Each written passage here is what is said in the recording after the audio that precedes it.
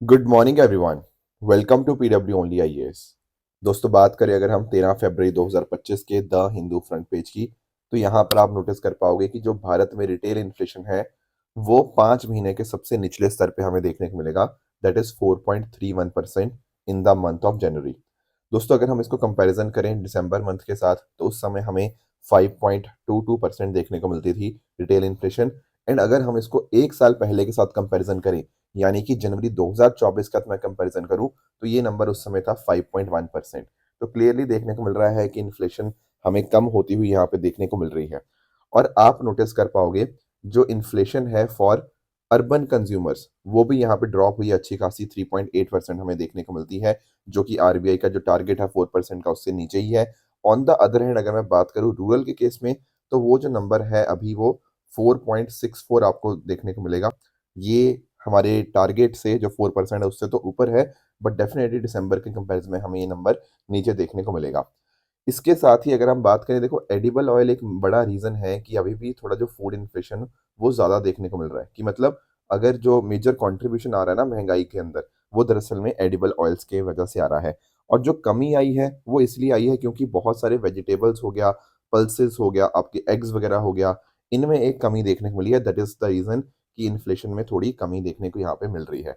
On the other hand दोस्तों, अगर हम बात करें हम इंडेक्स ऑफ इंडस्ट्रियल प्रोडक्शन की, तो ये थोड़ा सा चिंता का विषय है क्योंकि 3.2% ये जो ग्रोथ है ये काफ़ी कम है। फॉर एग्जांपल आप कुछ सेक्टर्स माइनिंग मैन्युफैक्चरिंग हो गया, इनमें ग्रोथ 3% या उससे भी हमें कम देखने को मिल रही है, विच इज़ एक्चुअली कॉजिंग कि आईआईपी आपका कम है। इसके अलावा दोस्तों, हमारे प्रधानमंत्री जी आप जानते होंगे कि फ्रेंच प्रेसिडेंट इमैनुअल मैक्रोन जी से मिले, एंड डेफिनेटली उन्होंने चर्चा करी हमारे आईएमईसी के बारे में। देखो, जब G20 हुआ था भारत के अंदर, तब भी इसमें चर्चा स्टार्ट हुई थी India middle east Europe economic corridor के रिगार्डिंग। एंड यहाँ पर आप नोटिस कर पाओगे किस तरह से भारत कहीं ना कहीं यूरोप के साथ कनेक्ट हो रहा है। बीच में बहुत सारे अलग अलग देश जो है, मिडल ईस्ट हो गया, यूरोप के देश हो गया, वो आपस में कनेक्ट हो रहे हैं। जैसे फॉर एग्जाम्पल यहाँ कुछ आप लोकेशंस यूज ड्राम में रखिएगा। जैसे भारत में आपको मुंबई देखने को मिल जाएगा, इसके साथ ही साथ यूएई के अंदर जबल अली हो गया, उसके अलावा अल गुआयत हो गया, ये भी यूएई के अंदर ही आपको देखने को मिल जाएगा। फिर सऊदी अरेबिया के अंदर हराद एंड रियाद आपको पता होना चाहिए। इसी तरह से आगे भी आपको हाइफा जो इसराइल के अंदर है, वेरी वेरी इंपॉर्टेंट पोर्ट आपको यहाँ पे देखने को मिलता है, हाइफा पोर्ट। फिर आगे ये कनेक्ट होता है आपके यूरोपियन कंट्रीज के साथ, जैसे आपका पायरस हो गया ग्रीस के अंदर, एंड अकॉर्डिंगली आगे सारे अलग अलग कंट्रीज का इस तरह से ये कनेक्टेड है India middle east Europe corridor. तो ये कुछ बातें थी आपको यहाँ पे पता होनी चाहिए। ध्यान रखना कि कुछ इसमें रेल रूट्स हैं, कुछ आपको सी रूट्स आपको देखने को मिल जाएंगे। तो इस तरह से कनेक्टिविटी को बेहतर बनाने के लिए एक बहुत इंपॉर्टेंट कॉरिडोर यहाँ पे बनाया जा रहा है। दोस्तों, डेट है आज की 13 फरवरी 2025, एंड आप सभी का स्वागत है आज के प्रीलिम बूस्टर न्यूज डिस्कशन में। पहला जो हमें टॉपिक अंडरस्टैंड करना है वो है हमारे सीपीआई के बारे में। ये सीपीआई कंज्यूमर प्राइस इंडेक्स नहीं है, ये सीपीआई है करप्शन परसेप्शन इंडेक्स। इस पर्टिकुलर इंडेक्स के माध्यम से ये देखा जाता है कि किसी देश के अंदर लोग कितना कर करप्शन परसीव करते हैं। अगर भारत की बात करें ना, तो इस बार की भारत की जो रैंक आई है that is 96 out of 180 countries. थोड़ा अंडरस्टैंड करते हैं इस पर्टिकुलर चीज को। देखो, अगर मैं बात करूँ ना, तो ये पहली चीज तो ये बात है कि इसको निकाला जाता है बाय ट्रांसपेरेंसी इंटरनेशनल, एंड दुनिया भर में it is one of the most widely use global corruption ranking. इसमें 180 कंट्री, जैसे मैं बता भी रहा था। अब आपको ध्यान क्या रखना है, आपको ध्यान ये रखना है कि यहाँ पर जो रेंज होती है वो 0 से लेके 100 के बीच में होती है। 0 का मतलब हाईली करप्ट, 100 का मतलब बहुत ही क्लीन। अब भारत के केस में अगर आप थोड़ा कंसर्निंग बात पता क्या है, दो चीजें कंसर्निंग है। पहली बात तो भारत का रैंक गिरा है। पिछली बार भारत का रैंक था 93, इस बार रैंक हो गया 96, तो यानी कि परफॉर्मेंस नीचे हुई है। एंड भारत का स्कोर भी कम हुआ है। देखो, रैंकिंग कम होना अलग बात है, पर स्कोर कम होना मतलब अब हम कहीं ना कहीं ज्यादा करप्ट हो गए हैं, ऐसा यहाँ पर करप्शन परसेप्शन इंडेक्स का यहाँ पे बताना है। हालांकि भारत में राइट टू इन्फॉर्मेशन एक्ट है, बहुत सारे एंटी करप्शन लॉज हैं, पर वो सब होने के बावजूद भी भारत का स्कोर और रैंकिंग कहीं ना कहीं गिर रही है, जो कि चिंताजनक विषय। ये दिखा रहा है कि हम अपनी करप्शन को कम करने के अंदर हम पूरी तरह से सक्षम नहीं हो पा रहे। इसके साथ ही दोस्तों, अगर हम बात करें ग्लोबल फाइंडिंग्स की, तो डेनमार्क ने टॉप किया है, followed by Finland and Singapore. इसके अलावा ग्लोबल एवरेज जो है वो 43 आपको देखने को मिल जाएगी। सबसे नीचे जो कंट्रीज है वो सोमालिया, साउथ सुडान, सीरिया है, क्योंकि वहां पे कुछ खास कोई गवर्नेंस या नहीं है ऐसा कुछ, है ना। एंड इस बार की खास बात पता क्या है, इस बार इन्होंने करप्शन को क्लाइमेट के साथ जोड़ा है। अब आपके दिमाग में आ रहा होगा, सर करप्शन का क्लाइमेट के साथ क्या लेना देना। देखो, मुझे एक चीज बताओ, करप्शन की वजह से क्या होगा, कहीं न कहीं जो पैसा था, जो अच्छी पॉलिसीज़ की तरफ जाना चाहिए था, अब वो उनकी तरफ नहीं जा पाएगा, है ना? एंड इसी में आपकी एनवायरनमेंट पॉलिसीज़ भी आ जाती हैं। बिल्कुल सही बात है। तो करप्शन ने कहीं न कहीं कुछ पावरफुल ग्रुप्स के इंटरेस्ट को सर्व कर दिया, पर जो पब्लिक गुड था, जैसे फॉर एग्ज़ाम्पल एनवायरमेंटल पॉलिसीज़ थी, उनको एक तरह से खत्म कर दिया। एंड आप नोटिस कर पाओगे जो क्लाइमेट चेंज का नेगेटिव इम्पैक्ट होता है, वो जो सबसे ज़्यादा मार्जिनलाइज़्ड लोग होते हैं, उनके ऊपर सबसे ज़्यादा पड़ता है कि नहीं? और ऊपर से आप नोटिस कर पाओगे इतने सारे क्लाइमेट फंड्स की हम बात करते हैं, अगर करप्शन होगी तो क्लाइमेट फंड्स का ढंग से कैसे इस्तेमाल होगा? नहीं हो पाएगा। तो क्लाइमेट डिसीज़न मेकिंग के अंदर जो अकाउंटेबिलिटी होती है ना, उसको भी कम कर देता है आपका करप्शन। तो ये कुछ बातें इस बार करप्शन परसेप्शन इंडेक्स द्वारा बताई गई हैं। बाकी दोस्तों बात करें ट्रांसपेरेंसी इंटरनेशनल जो कि इसको निकालता है, आपको ध्यान ये रखना है कि this is an NGO, this is a non governmental organisation जिसको 1993 के अंदर यहाँ पे फाउंड किया गया था। ये करप्शन को कम करने के लिए कैसे ट्रांसपेरेंसी अकाउंटेबिलिटी बेहतर बना सकते हैं, उसके लिए काम करती हैं एंड इसके हेडक्वार्टर आपको बर्लिन जर्मनी के अंदर देखने को मिल जाते हैं। So these are some of the things regarding corruption perception index जो आपको पता होने चाहिए। दोस्तों जैसा कि आप जानते होंगे कि प्रीलिम्स बहुत नज़दीक आ रहा है एंड इसी चीज़ के लिए बेहतर प्रिपेयर करवाने के लिए हमारी टीम लाई है all India prelims mock test 2025। दोस्तों ये जो टेस्ट होगा ये 23 फरवरी को कंडक्ट किया जाएगा एंड डेफिनेटली जो अलग-अलग सेंटर सिटीज़ जहाँ पर आप ये टेस्ट दे सकते हो, वो सारी आपके सामने यहाँ पर मेंशन्ड है। मैं आपसे यही एक्सपेक्ट करूँगा कि आप डेफ़िनेटली इसमें पार्टिसिपेट करें। आपको बाकियों के मुकाबले भी अपनी प्रिपरेशन कहाँ पर है, उसको जज करने का एक मौका मिलेगा एंड कैसे आप अपने आप को बेटर बना सकते हो, वो सब चीज़ें भी आपको यहाँ पे पता लगेंगी। ठीक है? तो नीचे डिस्क्रिप्शन मैंने इसके रिगार्डिंग लिंक दे दिया है, वहाँ पर जाकर आप इसके रिगार्डिंग रजिस्टर कर सकते हैं and don't miss the date, it is 23rd of February and 5 से लेकर 18 फरवरी के बीच में आप इसमें रजिस्टर कर सकते हैं। आगे आते हैं अगले टॉपिक की तरफ। Panama withdraws from belt and road initiative. दोस्तों आप लोग ना बीआरआई प्रोजेक्ट के बारे में जानते होंगे। जब मैं बात करता हूँ BRI belt and road initiative, ये दरअसल में आपको चाइना का इनिशिएटिव आपको देखने को मिल जाएगा। इसमें मतलब 2013 के अंदर चाइना ने ये बीआरआई प्रोजेक्ट को स्टार्ट किया था। इसमें अगर आप नोटिस कर पा रहे होंगे ना, तो कुछ तो है आपका, जो आपका मैरीटाइम रूट आपको देखने को मिल जाएगा बेल्ट एंड रोड का। एक आपको यहाँ पर इसका लैंड रूट भी आपको देखने को मिल जाएगा। दरअसल में ना जब हम बात करते हैं आपके मैरीटाइम सिल्क रोड की, मैरीटाइम सिल्क रोड का मतलब दरअसल में सी रूट के साथ है। ये जो आप ऑरेंज के अंदर आप सॉरी ग्रीन और रेड के अंदर देख पा रहे होंगे ना, ये सारी क्या चीज़ें हैं, ये कहीं न कहीं इनका मतलब ये मैरीटाइम रूट ये बनाने की यहाँ पे पूरी कोशिश कर रहे हैं।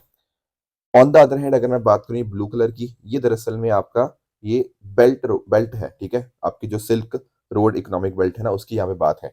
तो ये है आपका लैंड रूट। तो चाइना इस तरह से कोशिश कर रहा है।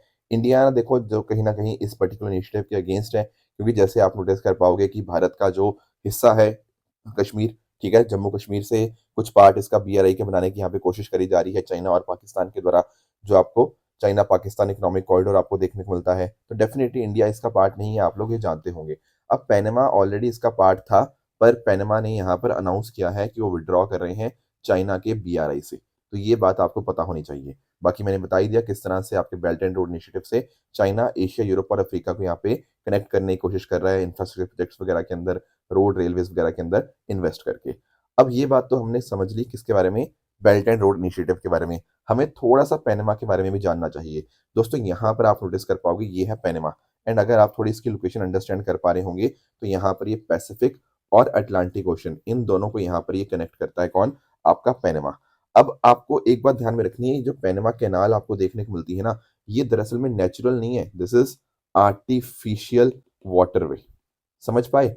इसको आर्टिफिशियली बनाया गया है। ये लगभग 82 किलोमीटर का आर्टिफिशियल आपको वाटरवे देखने को मिल जाएगा। एंड मैं थोड़ी-सी अगर आपको हिस्ट्री बताऊँ ना, वैसे मैंने आपको पहले भी इसकी हिस्ट्री बताई थी। इसकी हिस्ट्री अगर आप नोटिस करने की कोशिश करोगे, तो दरअसल में जो फ्रांस था, उसने यहाँ पे काम स्टार्ट किया था कैनाल के ऊपर 1881 के अंदर। एक्चुअली पता क्या था? क्योंकि आप नोटिस कर पाओगे अल्टरनेट रूट क्या है? पहले आपको अगर मान लो यहाँ से यूएसए से कोई चीज़ आपकी मतलब सैन फ्रांसिस्को से न्यूयॉर्क सिटी भेजनी थी, तो इतना लंबा-सा रूट लेना पड़ता था, इतना लंबा रूट। तो हमने कहा कि नहीं यार ये तो बहुत लंबा है, तो इस वजह से यहाँ से आर्टिफिशियल कनेक्शन यहाँ पे करा गया, तो इस तरह से जो डिस्टेंस है वो काफ़ी कम हो गया। तो फ्रांस ने ये काम स्टार्ट किया 1881 के अंदर, पर कहीं न कहीं फिर रुक गया 1889 के अंदर, फिर यूएसए ने काम वापस स्टार्ट किया 1904 के अंदर एंड कैनाल को ओपन कर दिया 1914 के अंदर। तो दरअसल में यूएसए ही कंट्रोल करता था 1977 तक ये पनामा पनामा कैनाल को, बट बाद में आगे जाके क्या हुआ, एक ट्रीटी होती है टोरिजोस कार्टर ट्रीटी, कार्टर आप जानते होंगे जिमी कार्टर की मैं बात कर रहा हूँ। तो इन्होंने फिर डिसाइड किया कि नहीं, अब जो पैनमा गवर्नमेंट होगा ना वो इसका कंट्रोल ले ली गई, तो 1999 के अंदर पैनमा के पास इसका कंट्रोल आ गया। एंड साथ साथ अगर हम बात करें, इसको 7 वंडर्स ऑफ मॉडर्न वर्ल्ड के अंदर भी American society of civil engineers ऐसा बोलती है, क्योंकि ये आर्टिफिशियली बनाया गया है, तो इतना बढ़िया बना है जिसने दुनिया को काफ़ी हद तक मदद करी है, इसीलिए इसको इस तरह से बुलाया भी जाता है। तो आई होप पैनमा एंड साथ ही साथ अगर मैं बात करूं बीआरआई, ये दोनों पॉइंट्स आपको समझ आ गए होंगे। अगले टॉपिक पे दोस्तों आते हैं, दैट इज एक्साइज साइक्लोन 2025। इसको अंडरस्टैंड करते हैं। देखो यहाँ पे साइक्लोन का मतलब क्या है, कि साइक्लोन वो साइक्लोन जो आते हैं, नहीं, इसमें उसका साइक्लोन का कोई मतलब नहीं है। यहाँ पर एक्साइज साइक्लोन दरअसल में भारत और इजिप्ट के बीच में होने वाली एनुअल मिलिट्री एक्सरसाइज आपको देखने को मिल जाएगी। ये स्टार्ट हुई थी 2023 के अंदर, पहली बार ये 2023 में भारत में हुई, फिर अगले साल 2024 में इजिप्ट में हुई, अब ये तीसरे साल होने जा रही है, एंड अब ये हो रही है हमारे राजस्थान इंडिया के अंदर। तो हर साल इस तरह से होता है ऑल्टरनेटिवली, एक साल वहां एक साल इधर, इस तरह से ये काम करते हैं। अब आपका दिमाग में आ रहा होगा कि क्या काम क्या किया जाता है एक्सरसाइज के अंदर।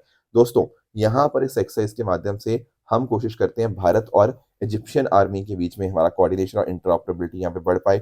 दोनों आर्मीज जो होती हैं वो डेजर्ट कंडीशंस के अंदर ट्रेनिंग करती हैं, क्योंकि आप नोटिस कर पाओगे इजिप्ट में बहुत ज़्यादा बड़ा डेजर्ट देखने को मिल जाएगा। तो कैसे हम कहीं ना कहीं हम कॉम्बैट रेडनेस अपनी दिखा सकते हैं, कैसे हम अपने बेस्ट प्रैक्टिस को एक दूसरे से सीख सकते हैं, उसका फोकस किया जाता है। तो ध्यान में रखिएगा, इस बार की जो एक्सरसाइज है उसका मोटो है together we train together we excel. ठीक है, तो दोनों देशों के आपको यहाँ पे स्पेशल फोर्सेस देखने को मिल जाएंगी, जहाँ फोकस रहता है काउंटर टेररिज्म ऑपरेशंस हो गया, कॉम्बैट टैक्टिक्स हो गया, सर्वाइवल टेक्निक्स कैसे होनी चाहिए, एक्सट्रीम कंडीशन जैसे डेजर्ट वगैरह के अंदर के बार एक्सट्रीम कंडीशन आ जाती है, तो वो सब यहाँ पे इसका फोकस रहता है। आगे आते हैं अगले टॉपिक पे और अंडरस्टैंड करते हैं what exactly is PM Ajay. PM Ajay की फुल फॉर्म की बात करूं तो प्रधानमंत्री अनुसूचित जाति अभ्युदय योजना। अनुसूचित जाति आप अंडरस्टैंड करते हो, हम यहाँ बात करें किसकी, हम बात करें शेड्यूल कास्ट की। तो दरअसल में ना ये स्कीम तो नई नहीं है, ऑलरेडी हमारी एग्जिस्टिंग स्कीम है, थोड़ा सा न्यूज में थी क्योंकि इसकी मीटिंग वगैरह हुई थी, तो इसलिए थोड़ा सा हमें इसको अंडरस्टैंड करना चाहिए कि what exactly is PM Ajay scheme. आप ध्यान में रखो पहली बात तो कि एक सेंट्रली स्पॉन्सर्ड स्कीम है, जो काम करती है शेड्यूल कास्ट कम्युनिटी के अपलिफ्टमेंट के लिए, उनकी बेहतरी के लिए। और आपको ध्यान क्या रखना है ना, देखो दरअसल में ना इसमें अलग अलग कंपोनेंट्स हैं, मैं आपको समझाता हूँ। यहाँ पर ना आपको देखने को मिलते हैं इसके 3 कंपोनेंट्स। पहला कंपोनेंट है इसका आदर्श ग्राम डेवलपमेंट। यहाँ पर क्या होता है, कुछ ऐसे विलेजेस जहाँ पर आपको शेड्यूल कास्ट की मेजोरिटी देखने को मिलती है, उनको मॉडल विलेजेस, एक तरह से आदर्श ग्राम उनको बनाने की यहाँ पे कोशिश करी जाती है। सर कोई ग्राम ग्राम जो होता है या कोई गांव आदर्श ग्राम कब बनेगा दोस्तों, वो जब कहीं ना कहीं education, health, financial inclusion, skill development, इस तरह से अलग अलग की एरियाज के ऊपर फोकस करेगा, उसका इंफ्रास्ट्रक्चर बेहतर होगा, तब हम उसको बोलेंगे आदर्श ग्राम। तो यहाँ पर ना हम शेड्यूल कास्ट की अपलिफ्टमेंट कैसे कर रहे हैं, जो गांव है ना उसकी डेवलपमेंट करके। गांव में अच्छी फैसिलिटीज होंगी तो शेड्यूल कास्ट जो वहां रहती हैं उनका भी अच्छा खासा डेवलपमेंट हो जाएगा।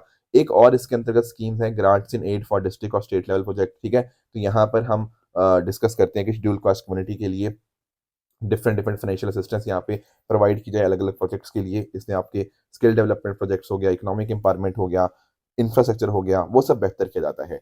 इसके साथ ही construction of hostels in higher education institution, इसको पहले बाबू जगजीवन राम छात्रावास योजना भी बोला जाता था। तो यहाँ पर हम कोशिश करते हैं कि शेड्यूल कास्ट के जो बच्चे हैं ना वो हायर एजुकेशन कर पाए, ठीक है, उनके ड्रॉप आउट रेट्स कम हो। इसके लिए क्या किया जाता है, हम हॉस्टल्स क्रिएट कर रहे हैं हायर एजुकेशन इंस्टीट्यूशन के अंदर, जहां पर टॉप रैंकिंग इंस्टीट्यूशंस जो आपके एनआरएफ के अंदर आते हैं उनको फंडिंग दी जाती है फॉर हॉस्टल कंस्ट्रक्शन, ताकि शेड्यूल कास्ट के बच्चे अच्छे से यहाँ पे पढ़ पाएं। तो that has been the focus. तो ये सारे 3 कंपोनेंट्स आपको पीएम अजय के देखने को मिल जाएंगे। इसको 2021 में लॉन्च किया गया था by ministry of social justice and empowerment. काम इसका वही है कि शेड्यूल कास्ट कम्युनिटी की पॉवर्टी कम करनी, उनके लिटरेसी रेट बेहतर करने, एजुकेशन उनको बेहतर प्रोवाइड करना। एंड इसीलिए आप नोटिस कर पाओगे जो कहीं ना कहीं शेड्यूल कास्ट के लोग हैं जो बिलो पॉवर्टी लाइन है, उनको यहाँ पर इस स्कीम के अंतर्गत डिफरेंट डिफरेंट बेनिफिट्स मिलते हैं। इंफ्रास्ट्रक्चर डेवलपमेंट भी होता है उन एरियाज के अंदर जहाँ पे 50% या उससे ज्यादा शेड्यूल कास्ट की पॉपुलेशन आपको देखने को मिल जाएगी। तो ये ध्यान क्या रखना है, it is under ministry of social justice and empowerment. अगले पॉइंट की तरफ आते हैं। अगला हमारा जो टॉपिक है that is Chandrayaan 3 Shiv Shakti landing point. देखो मैं आपको ना थोड़ा सा आपको बैकग्राउंड में लेके चलता हूँ। आप लोगों ने ना अगस्त 2023 का जो 23 अगस्त है, ये दिन आपको पक्का याद होगा। इस दिन क्या हुआ था सर, अरे भाई इस दिन हमारा जो चंद्रयान 3 था उसने सॉफ्ट लैंडिंग करी थी। आया याद, जब आप सबने इंस्टाग्राम सब जगह फोटोज डाली थी, है ना, बहुत ही प्राउड मोमेंट था हम सबके लिए, राइट। और इंडिया चौथा ऐसा देश बना था सॉफ्ट लैंडिंग करने का मून के ऊपर, after USSR, Russia basically, USA and China, इनके बाद चौथा देश इंडिया बना था। और आप लोग जानते होंगे हमारे लैंडर का नाम था विक्रम लैंडर, और प्रज्ञान रोवर, तो कहीं ना कहीं हमने मून के साउथ पोल के पास में यहाँ पे लैंड किया था। याद आया? उसी टाइम के ऊपर ना हमने कुछ नामकरण भी किया था। क्या नामकरण किया था दोस्तों? हमने ना कुछ नाम दिए थे, जैसे फॉर एग्जाम्पल जहां पर हमारा विक्रम लैंडर सॉफ्ट लैंड किया था उसको हमने नाम दिया था शिव शक्ति पॉइंट। उसी तरह से देखो हमने ना अपने पास्ट जो एक्सपीरियंसेस थे उससे सीखा। आप लोग जानते होंगे 2019 के अंदर हमने जब चंद्रयान 2 भी ट्राई किया था, पर हम वो पूरी तरह सक्सेसफुल नहीं हो पाए थे। उस टाइम हम सॉफ्ट लैंडिंग नहीं कर पाए थे, क्रैश लैंडिंग हुई थी। तो वहां से हमने सीखा, तो उस पॉइंट के ऊपर जहां पर चंद्रयान 2 जो क्रैश लैंड किया था मून के सरफेस के ऊपर, उसको हमने नाम दिया था तिरंगा पॉइंट। एंड उसके साथ ही साथ हर साल हम 23 अगस्त को नेशनल स्पेस डे के रूप में भी सेलिब्रेट करने लग गए हैं, क्योंकि इस दिन चंद्रयान 3 ने लैंडिंग करी थी। तो ये कुछ इंपॉर्टेंट चीजें हमने करी थी। अब पिछले कुछ टाइम से ना हमारी जो टीम है, आपकी कौन सी team? Physical research laboratory Ahmedabad की टीम, वो यहाँ पर स्टडी कर रही थी। किसकी? चंद्रयान 3 का जो शिव शक्ति पॉइंट है। शिव शक्ति पॉइंट कौन सा था? अरे वही पॉइंट जहाँ पे हमने सॉफ्ट लैंडिंग करी थी। तो उस लैंडिंग पॉइंट का काफी टाइम से स्टडी करी जा रही थी। आज स्टडी करने के बाद ये पता लगा कि जहां पर चंद्रयान 3 ने लैंड किया ना, वो जो जगह है वो कहीं ना कहीं 3.7 बिलियन ईयर्स पुरानी है। ठीक है? ये पूरा टाइम वही है जब कहीं ना कहीं आप नोटिस कर पाओगे जो प्रिमिटिव माइक्रोबियल लाइफ थी ना, वो अर्थ के ऊपर स्टार्ट हुई। ठीक है? इमर्ज हुई बेसिकली। इसके साथ साथ तो इस तरह से हमारे भारतीय साइंटिस्ट ने ये बात नोटिस करी, उन्होंने स्टडी किया इस चीज़ को। बाकी अगर हम बात करें, इन्होंने ये भी स्टडी किया कि कैसे मीटियोर इम्पैक्ट करते हैं उस पर्टिकुलर जगह को। तो कुछ फाइंडिंग्स इनके सामने आई हैं।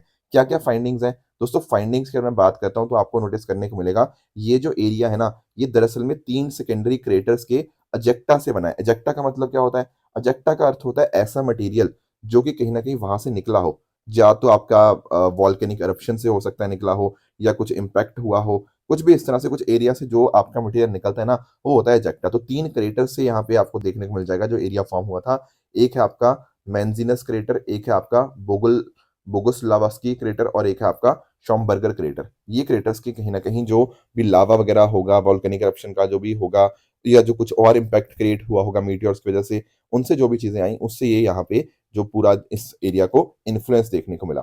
अब इन पर्टिकुलर क्रेटर्स के आसपास का एरिया देखें या लैंडिंग साइट के आसपास का एरिया देखें, तो वहां पर आसपास लो रिलीफ्स हैं, स्मूथ प्लेन्स है ज्यादातर। पर कुछ एक एरियाज के अंदर अगर हम बात करें तो वहां पर हाई रिलीफ भी देखने को मिलता है। कुछ जगह पे ट्रेन जो है ना रग्ड है, रग्ड मतलब उतना स्मूथ नहीं है। वेरस कुछ एरियाज में आपको स्मूथ प्लेन्स भी आपको देखने को मिलते हैं। ऐसा यहाँ पर हमारे रिसर्चर्स ने पाया है। इसके अलावा जो कुछ मीटियोर के बम्बार्डमेंट्स होते हैं, एक्सट्रीम टेम्परेचर चेंजेस होते हैं, उसका भी इम्पैक्ट ये शिव शक्ति लैंडिंग पॉइंट के पास में देखने को मिला। बाकी अगर हम बात करें, ये जो मीटियोर्स ने टकराया ना, इससे कहीं ना कहीं जो वहां पे रॉक्स थी, वो रॉक्स कहीं ना कहीं लूनर सॉइल के अंदर क्रिएट हो गई, क्योंकि इतने ज्यादा मीटियोर्स टकराएंगे, है ना, उनका बम्बार्डमेंट हो गया, टेम्परेचर की वजह से भी वहां पर जो सॉइल में कन्वर्जन होने को देखने को मिला इन रॉक फ्रेगमेंट्स का। ये कुछ बातें हमें पता होनी चाहिए। बाकी प्रज्ञान रोवर ने कुछ एक रॉक फ्रेगमेंट्स पाए हैं जो कि 1 सेंटीमीटर से बड़े भी हैं। ठीक है? तो रॉक्स भी यहाँ पे कुछ कुछ देखने को यहाँ पे मिली हैं। तो ये कुछ पॉइंटर्स थे जो हम जान सकते हैं। अगला दोस्तों हमारा टॉपिक है लिम्फेटिक फ्लेरियासिस के बारे में। आप लोगों ने सुना होगा हाथी पांव के बारे में, या फिर इसको एलिफेंटियासिस भी बोलते हैं। दोस्तों यहाँ पर ना भारत ने क्या किया है, एमडीए स्टार्ट किया है, मास ड्रग एडमिनिस्ट्रेशन कैंपेन। इसके अंतर्गत कोशिश पता क्या होगी? हम चाहते हैं 2027 तक हाथी पांव या जो लिम्फेटिक फ्लेरियासिस है इसको खत्म करना। तो हमारी ये कोशिश है कि जो 13 स्टेट्स जिनमें आपको देखने को मिलता है, जो 111 डिस्ट्रिक्ट्स के अंदर लिम्फेटिक फ्लेरोसिस, उसको हम खत्म कर पाएं। तो थोड़ा सा अंडरस्टैंड करते हैं इस पर्टिकुलर डिजीज के बारे में। पहली बात तो आपको ध्यान में रखना है कि लिम्फेटिक सिस्टम क्या होता है। दोस्तों लिम्फेटिक सिस्टम आपका कहीं ना कहीं इम्यून सिस्टम ही होता है। तो दरअसल में ना जो आपकी इम्यून सिस्टम का एक हिस्सा होता है बेसिकली। तो यहाँ पर आप नोटिस कर पाओगे जो आपके फिलेरियल वॉर्म्स होते हैं। ठीक है? जो आपके फिलेरियल वॉर्म्स होते हैं ना, दरअसल में उनके द्वारा ये चीज आपकी जो बीमारी है वो क्रिएट करी जाती है। ये कुछ नहीं होते, ये आपके पैरासाइटिक वॉर्म्स ही होते हैं। जैसे फॉर एग्जांपल आपके मॉस्किटो हो गया, आपके ब्लैक फायर्स हो गया, उनके बाइट से कहीं ना कहीं ये कॉज होते हैं। तो आप नोटिस कर पाओगे जो अडल्ट वॉर्म्स हैं कहीं ना कहीं लिम्फेटिक वेसल्स के अंदर रिसाइड करते हैं। एंड ये जो मैं बात कर रहा ना, माइक्रो फिलारी, ठीक है, बेसिकली आपके फिलारियल जो वॉर्म्स की मैं यहाँ पे बात कर रहा हूँ, वो कहीं ना कहीं हमें यहाँ पे इन्फेक्शन यहाँ पे कॉज करते हैं। तो मॉस्किटोज इन्फेक्ट होते हैं जब भी वो कहीं ना कहीं आपके एक इन्फेक्टेड होस्ट को बाइट करते हैं, एंड आगे जाके वो ह्यूमंस को यहाँ पे स्प्रेड कर सकते हैं इसी पर्टिकुलर मॉस्किटो बाइट्स के माध्यम से। तो 3 तरह के आपको फिलेरियल वॉर्म्स आपको देखने को मिल जाएंगे। पहला है आपका वुचरेरिया बेनक्रॉफ्टी, दूसरा है ब्रुगाई मेलाई, एंड तीसरा है ब्रुगाई तिमोरी। ठीक है? तो जो पहला वाला है ना, that is mostly responsible for 90% of the cases. ध्यान में क्या रखना है, ज़्यादातर अगर हम देखा जाए तो ये जो इन्फेक्शन है चाइल्डहुड में आपको एक्वायर्ड होती है वो देखने को मिल जाएगी, एंड उस तरह से ये कॉज डैमेज कॉज करती रहती है। साथ ही साथ आप नोटिस करिएगा, ये एक एनटीडी है। एनटीडी मतलब ये एक निग्लेक्टेड ट्रॉपिकल डिजीज है। जब देखो किसी पर्टिकुलर डिजीज की बहुत ज़्यादा चर्चा नहीं होती, उसके लिए फंडिंग वगैरह नहीं मिलती है, या फिर उतना ज़्यादा रिसर्च वगैरह उसके ऊपर नहीं किया जाता है, तो एक निग्लेक्टेड डिजीज की कैटेगरी में आ जाती है। तो ध्यान में रखिएगा, this is also a neglected tropical disease. Basically एक फ्लैरियल पैरासाइट से होती है, जो कि मॉस्किटो के द्वारा यहाँ पे स्प्रेड करी जाती है। अब आप नोटिस कर पाओगे, जैसे मैंने आपको कहा, जैसे स्वेलिंग ऑफ लिम्स हो गया, आपके और स्वेलिंग्स आपको यहाँ पे देखने को मिल जाएंगी। भारत में आप नोटिस कर पाओगे about 31 million people are estimated to be harbouring microfilariae, जो जो कॉज करते हैं। एंड नोटिस कर पाओगे कि नहीं, कहीं ना कहीं 23 मिलियन ऐसे हैं जो इस डिजीज के मैनिफेस्टेशन के साथ यहाँ पे सफर कर रहे हैं। अब आप नोटिस करोगे यहाँ पर कुछ एक ऐसी स्टेट्स हैं जिनमें सबसे ज्यादा बर्डन है। जैसे फॉर एग्जांपल बिहार के अंदर आपको 17% केसेस देखने को मिल जाएंगे, केरला के अंदर 15.7%, इस तरह से आप नोटिस कर पाओगे। तो लगभग आपके पास 13 ऐसी स्टेट्स हैं जहां पर आपको हाथी पांव के केसेस देखने को मिलते हैं, एंड यहाँ पर आपको 111 एंडेमिक डिस्ट्रिक्ट्स आपको देखने को मिल जाएंगे। तो सरकार क्या कोशिश कर रही है, सरकार ने अभी एक कैंपेन स्टार्ट किया है, MDA campaign, that is mass drug administration campaign. अब इसमें क्या होगा, देखो दो तरह के अलग अलग ड्रग रेजिमेंट्स हैं जो यहाँ पे इस्तेमाल किए जाएंगे। एक है डबल ड्रग रेजिमेंट, यहाँ पर आपका डीईसी करके एक दवाई है, ठीक है, और साथ साथ एल्बेंडाजोल, इनका कॉम्बिनेशन इस्तेमाल किया जाएगा। दूसरा है आपका ट्रिपल ड्रग रेजिमेंट, यहाँ पर क्या होगा, आपकी जो तीन आपकी दवाइयां हैं इसका इस्तेमाल यहाँ पे किया जाएगा, ताकि लोगों तक मेडिसिन यहाँ पे प्रोवाइड की जा पाए, वाइड स्प्रेड एक तरह से प्रिवेंटिव कवरेज किया जा पाए। अगर कोई लगता है कि कोई पॉसिबिलिटी हो सकती है या कोई ऐसे एलिजिबल इंडिविजुअल्स हैं जिनमें ये चीज़ हो सकती है, तो उनको पहले ही हम यहाँ पे प्रॉपर मेडिसिन यहाँ पे प्रोवाइड करें। इसको यहाँ पे इंप्लीमेंट कौन करेगा, national centre for vector borne disease control, ये यहाँ पे इसकी जिम्मेदारी है, और ministry of health and family welfare इस पूरे कैंपेन को यहाँ पे देखेगा। अब आपके दिमाग में आखिरी चीज आ रही होगी, सही ये क्या है, national centre for vector borne disease control, जो कि कहीं ना कहीं देखेगा। देखो दरअसल में ना, वेक्टर आप समझते हो, वेक्टर होता है आपका कैरियर। जैसे फॉर एग्जांपल आपके मच्छर एक तरह का कैरियर हो जाता है एक पर्टिकुलर डिजीज का। तो जो भी इस तरह के वेक्टर बॉर्न इन्फेक्शन है, जैसे malaria, Japanese encephalitis, dengue, chikungunya, काला अजहर, लिम्फेटिक फ्लैरेसिस, इनको हम कैसे कहीं ना कहीं रोक सकते हैं, उसके लिए काम करने का सेंटर कौन सा है, that is national centre for vector borne disease control. तो ये वही है जो कहीं ना कहीं मॉस्किटो टिक्स या फ्लीज के कहीं ना कहीं इंसानों तक फैलते हैं। तो उसी के लिए यहाँ पे national centre for vector borne disease control काम कर रहा है, एंड एमडीए कैंपेन को यही यहाँ पे देखेगा। इसके अलावा हम और भी काम कर रहे हैं, जैसे for example vector control strategies हम यहाँ पे अडॉप्ट कर रहे हैं, मॉर्बिडिटी मैनेजमेंट कर रहे हैं। तो all this things are going on in case of lymphatic filariasis, जो कि हमें पता होनी चाहिए। दोस्तों बात करें अगर ट्रू एंड फॉल्स स्टेटमेंट्स की, तो यहाँ पर आपके सामने 3 स्टेटमेंट्स हैं, आप इनको पढ़ के बता सकते हो इनमें से कौन सा सही है एंड कौन सा गलत है। एंड कल जो मैंने आपको होमवर्क दिया था, एक उसमें था ग्लोबल एंगेजमेंट स्कीम के बारे में। यहाँ कह रहा है कि इंडियन आर्टिस्ट को ये अपॉर्चुनिटीज देता है ताकि वो बाहर जाके परफॉर्म कर पाए under festival of India initiative. Yes, this statement is correct. Lumpy skin disease की बात करें तो हाईली कंटेजियस वायरल डिजीज है क्या ये, हाँ जी हाँ जी, बिल्कुल वायरल ही है, तो ये स्टेटमेंट आपकी बिल्कुल ठीक है। पीएम विकास स्कीम की बात करें तो मिनिस्ट्री ऑफ फाइनेंस के अंतर्गत नहीं, बल्कि मिनिस्ट्री ऑफ माइनॉरिटी अफेयर्स के अंतर्गत आती है, इसीलिए ये स्टेटमेंट आपका इनकरेक्ट बन जाएगा। कुक आइलैंड्स की बात करें तो आपको इंडियन ओशन के अंदर नहीं, बल्कि आपके जो पैसिफिक ओशन है वहां पर आपको कुक आइलैंड्स देखने को मिलते हैं। तो सर ये स्टेटमेंट भी हमारा यहाँ पे बिल्कुल इनकरेक्ट बन जाएगा। तो दोस्तों ये थी आज की डिस्कशन। आई होप आपको आज का सेशन अच्छे से समझ आया होगा। इसी तरह से आप सब लोग अपने एंड पे हार्ड वर्क करते रहिए। Thank you so much for joining, all the very best.